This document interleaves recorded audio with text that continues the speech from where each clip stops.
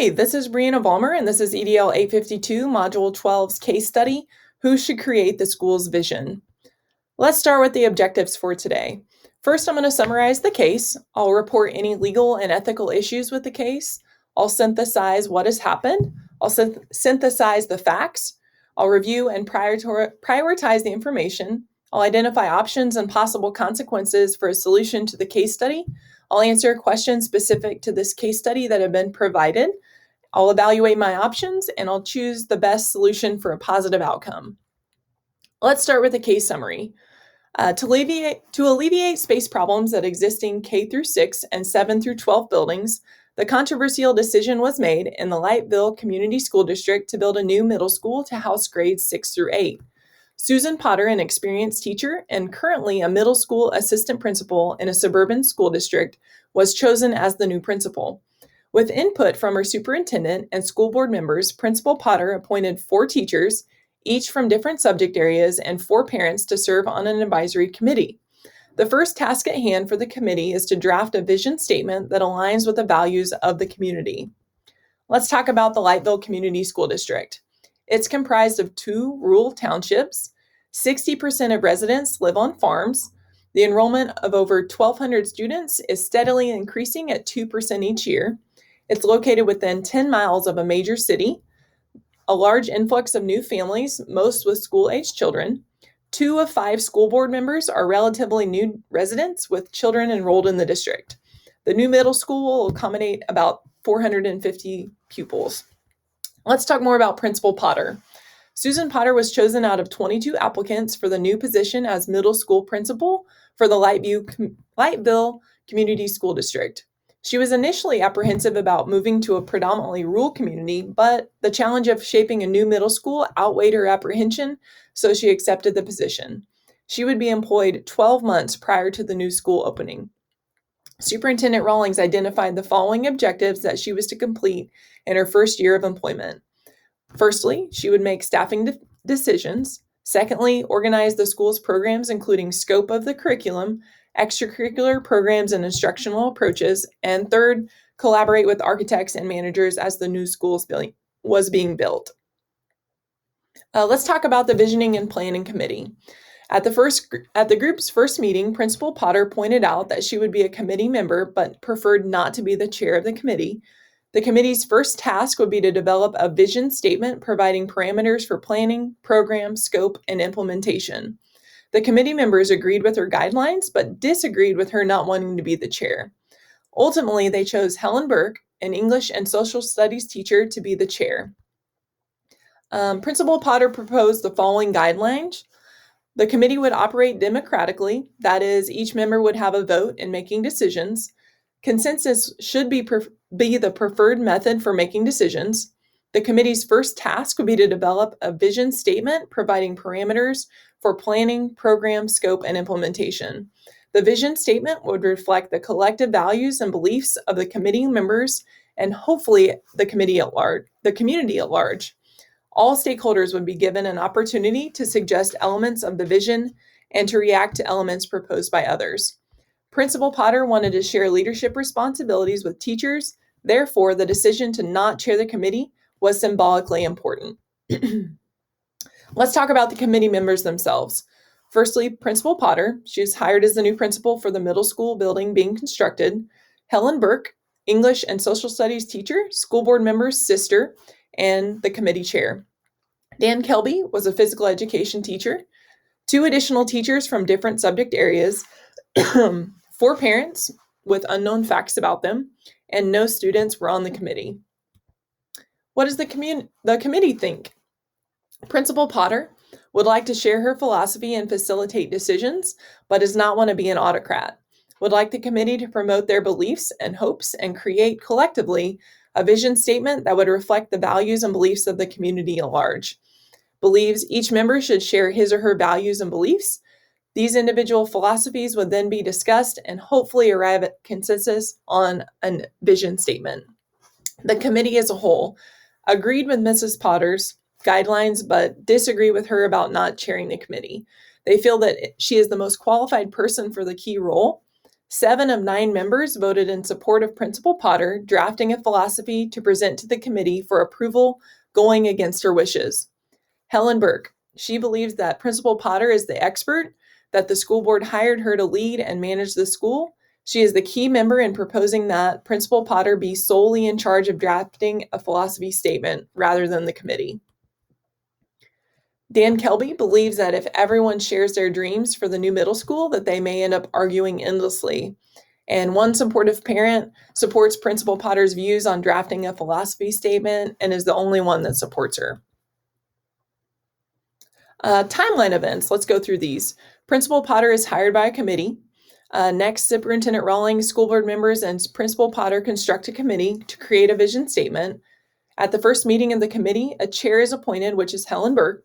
The committee agrees to the guidelines proposed by Principal Potter. Helen and Principal Potter meet after the first meeting to construct an agenda for the next meeting. During the discussion between Helen and Principal Potter, Helen expresses her opinions. She would like to see her create a school philosophy and draft mission and vision statements by herself. At the next meeting, Helen recounts the conversation, and the committee agrees by a 7-1 vote to have Principal Potter draft a philosophy statement and present it to the committee for approval. So what has happened so far? After 4 months of public debate, the Lightville Community School District had voters vote with a margin of 53% to 47% in favor of constructing a new building that would house the middle school grades 6 through 8. So that was a little controversial. Susan Potter was hired as a principal. An advisory committee was constructed with its first task being to construct a vision statement. After great debate and strong opposition from Principal Potter, the committee voted 7-1 in favor of Principal Potter having the sole task of drafting a philosophy statement to present to the committee for approval.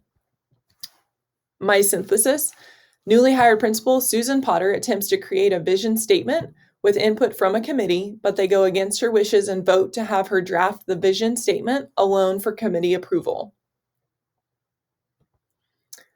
Some issues at hand. The committee disagrees from the very beginning about who should be the chair of the committee. Helen does not want to be the chair of the committee. She only agrees after Principal Potter agrees to help her perform the role. Helen Burke has been creating tension between herself and Principal Potter, as well as within the committee. The entire process of rubber stamping whatever Principal Potter chooses is going to create issues for all stakeholders involved. Principal Potter has been asked to be a visionary leader by all stakeholders. She has a clear plan for implementing a philosophy statement and mission vision statements. The committee negates her ideas consistently and is not allowing her to be a visionary leader. Issues I foresee in the future. If Principal Potter is the only person responsible for creating a philosophy and a vision mission statement, then she could miss the mark completely and not hold true to the values of the community. The downfall of issues created by not aligning the values of the community with the school would fall solely on the Principal Potter's shoulders, and that's not great for a new principal. A lack of togetherness is at stake for a brand new building, but not having input from stakeholders within the school community as well as from students. There has been no data collection to solicit information from the community for their input on what values they hold valuable. Case facts review. Let's summarize them. A new building is being constructed. A new principal has been hired with the important task of creating a philosophy statement for a brand new building and a brand new school. A committee has been constructed to help create a vision, mission statement, and philosophy. The committee votes 7-1 in favor of having Principal Potter draft a philosophy and vision and mission statement to present to the committee for approval. Let's prioritize everything. This conflict could be damaging to all stakeholders involved. Not having collective input from not only the committee, but the entire school community could cause tension and overall damage to school culture. Not all of the relevant stakeholders have been consulted. Yes, the committee has been constructed, but the voices of students, teachers, and the community at large has not been heard. I believe that I can learn more about this situation. I have not met with other administrators in the district to learn about how their vision and goals are implemented and how they carry them out throughout their school buildings. I believe that I know enough to make a decision as to how to move forward in this situation. Some questions that are answered. Is too much emphasis being placed on the development of a vision statement prior to the school opening? I do not believe there's too much emphasis being placed on developing a vision statement. I believe that in order to create a positive, inclusive school climate and culture, it is necessary to implement a clear vision for the entire school community.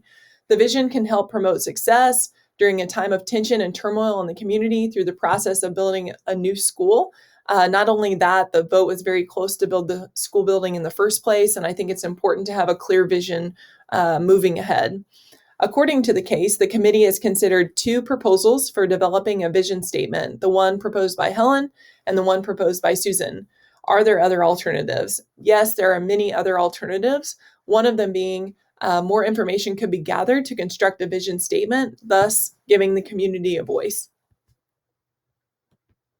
Let's talk about legal or ethical issues at hand. I don't believe there are any legal issues, but there are a great deal of ethical issues. I think it's hypocritical to hire a principal by a committee decision, but not to draft a philosophy and vision statement with a committee decision. The committee is not following its leaders' wishes at all. The committee agreed to Principal Potter's guidelines, but is not following them. Helen seems to have strong opinions about how things should be constructed and is pushing her views as well as her school board member her brother that's a school board member views onto the committee. I believe that legally there was no breach of contract, but there was a breach of ethics by the committee. The committee agreed to Principal Potter's guidelines, but did not follow through with them in the process of drafting a vision statement. Ethics, let's talk more about that. It is vital to note that Principal Potter is being asked to go against her ethics. She has consistently made it known that she does not want to be the sole creator of a vision statement or a school philosophy. The committee is forcing her to go against what she believes to be the right way to build a vision for a new school. And I think that's extremely important as a brand new building leader in creating a vision and a philosophy for the building. Some more questions answered. At several points in the case, Helen alludes to the community's expectations of administrators. Are these expectations typical of those found in most school systems? Yes and no for me. I believe at some schools there are no clear vision and mission statements being implemented or constructed by a school community. I believe that for some it is easier to be told what to do and put the pressure on school leaders rather than on the community as a whole. I do believe, however, that there are districts that have a sense of community where decisions and implementation of goals and a vision is done as a whole rather than just from a leadership standpoint. Why is it necessary to involve others in developing and implementing a vision and goals? I believe it's necessary to involve others because of differences of opinion and to gain community buy-in, student buy-in, and employee buy-in. Let's talk about goals, vision, and mission. Why is it important to develop and implement a vision and goals? It is important to establish early on what a school's vision and mission are so that all entities can be intertwined with a school goals. Owens stated, schools that have successfully embarked on journeys toward educational excellence are the ones that have smartly aligned all stakeholders, parents, teachers, administrators, community members, and students to a shared purpose and then relentlessly enabled conditions for open, candid collaboration to drive innovation. What should be the relationship between a mission statement and a vision statement? School vision statements outline a school's values and objectives, and a school's mission statement explain what the school is currently doing to achieve its vision. And I believe that those two collaborate together in that way. What types and sources of data can be used to determine or provide support for a school vision and goals? Soliciting input from all staff members and district school stakeholders on the core values to be included in the school vision statement, and that's by Drew. Conducting surveys as well as interviews for more in-depth information is key and important for all stakeholders' input into vision and mission statements. What is your definition of a visionary leader, and what is the basis of my definition? To me, a visionary leader is someone who sees the big picture and who wants what is best for the entire school community. A visionary leader finds ways to involve others and finds ways around issues and conflict to problem solve and ultimately do what is best for others. My basis for this definition is through my own experiences as well as information obtained throughout this course. I like to believe at times I'm a visionary leader, and I think that as building leaders, that's important, looking into the future and as a big picture. Let's talk about my options. Option 1 is to comply with the committee and create my own philosophy and vision mission statements. Option 2 would be to solicit input from the superintendent on how he would handle the situation. Option 3 would be gather information to present to the committee and reevaluate at the next meeting what the best option is moving forward. Option 4 would be to force the committee to comply with the proposed guidelines. Let's talk about the consequences of my options. Option 1 would be the consequences are that I, as a school leader, would not create an environment that would cause community buy-in or cohesiveness. I would be setting the tone for the beginning of a new building that I just don't believe in. Option 2, I could create the impression that I cannot handle the task of being a leader that a group wants to follow. I still have to take this information to the committee, and no real solution has really been implemented, and we'd have to go back to the drawing board. Option 3, I believe the only consequence of this action is that the committee would again have to see what I, as a leader, am trying to accomplish, but hopefully that would happen through the input of the entire community. Option 4 would be forcing the committee to do something that they do not agree with, will not have the desired effect that I ultimately am trying to obtain. It would be bordering on threatening them or making them feel as if their input is not valuable, which is consequently the entire issue at hand. Who does this decision affect? It affects everyone as a whole: students, parents, stakeholders, the community at large, teachers, staff, Principal Potter, the superintendent, and the entire school district K through 12. More questions answered. Why is it necessary to use data when planning to implement a vision and goals? It is necessary to use data when implementing a vision and goals because it will create buy-in for a new building and ultimately for me as a new principal. Having the community express what is important for them as a whole is necessary to gauge what the goals should even be and what the vision should include. Why would it be valuable for a school leader to poll key stakeholders about the purpose of education when developing a vision and goals? It would be the most valuable tool I could use as a school leader. In this case study, it would provide input for someone who may not understand, like myself, Principal Potter, the values of the community so that I can properly align goals with stakeholders' views. Let's evaluate my options. Option 1 would most certainly make the committee happy, but this option does not align with my leadership style nor my ethics. Option 2, this would allow me to gather a resource to talk things out with, but could make me look as if I'm not ready to lead or that I'm not a problem solver to fix the situation. Option 3, this option would allow me to gain information from the community and help me to align goals to what stakeholders feel is important. I could then present this information to the committee to collectively construct a vision for our new school. And option 4, having to force the committee to abide by the guidelines I presented, will almost certainly create even more tension than there already is amongst ourselves. My choice. As a school leader, I would choose option 3. I feel that it is the best interest of the entire school community to inform myself and the committee of what the needs are of our stakeholders. I would solicit input from our student body as well so that their voice is heard, creating input in the future. I would collect data through surveying the entire school community, stakeholders, teachers, and students to gather important information about what education is to them and what our goals should align with. I would present this information to the committee at the next meeting so that we could reevaluate the need to collectively construct a philosophy statement that aligns with a vision statement. A draft of a vision statement can be drafted by the committee and then presented to the community for feedback through surveys or interviews before a final draft is implemented, and I think that's important as well. The importance of my choice. My choice to gather more information to present to the committee has a positive impact in the following ways. My choice is promoting academic success and the personal well-being of each child in the Lightville Middle School.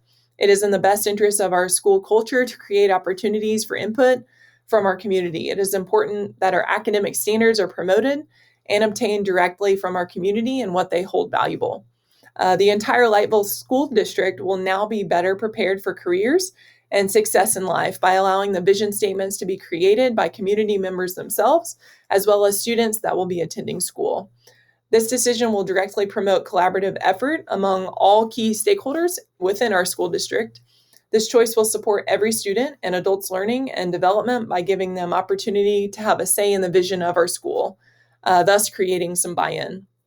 My choice will help to inspire staff to pursue creative choices for our students. The knowledge of what our stakeholders hold valuable will create a path for teachers to reach goals and hold themselves up to a higher standard because they had input into our school vision. I believe my choice will help to influence student achievement by creating student buy-in. If they know that they have a say in how they learn and what they learn, we can keep students engaged and really challenge them with their education. The decision to get input from all stakeholders involved, including teachers, will help create positive work conditions. It will allocate resources to the proper entities. It will construct organizational policies that align with our values and help engage them in work outside of the classroom. And I think that's very important.